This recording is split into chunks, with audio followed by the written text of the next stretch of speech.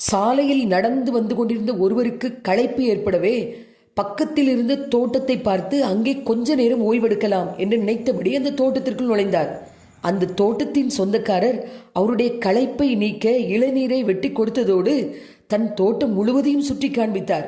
வந்தவருக்கு மிக்க மகிழ்ச்சி. கடவுள் உங்களுக்கு அழகான தோட்டத்தை கொடுத்திருக்கிறார், நீங்கள் தான் எவ்வளவு கொடுத்து வைத்தவர் என்றார். உடனே தோட்டக்காரர், ஆமாம், எல்லாம் கடவுளின் அருள்தான். ஆனால் கடவுள் இந்த தோட்டத்தை என்னிடம் கொடுக்கும் பொழுது நீங்கள் பார்த்திருக்க வேண்டுமே. கல்லும் கரடுமாக, குண்டும் குழியுமாக, முச்செடியாக, ஒன்றுக்கும் உதவாததாகத்தான் இருந்தது என்று சிரித்தபடி சொன்னார். அவர் சிரிப்பின் அர்த்தம் வந்தவருக்கு புரிந்தது. வெற்றி என்பது நமக்கு தந்தவைகளை நாம் எப்படி பயன்படுத்துகிறோம் என்பதை பொறுத்தே அமைகிறது. வாழ்க்கை நமக்கு வாய்ப்புகளை கொடுக்கிறது. அதை வளமாக்குவதோ வீணாக்குவதோ நம் கையில்தான் உள்ளது. வாழ்த்துக்கள் நண்பர்களே. இனி எல்லாம் சுகமே.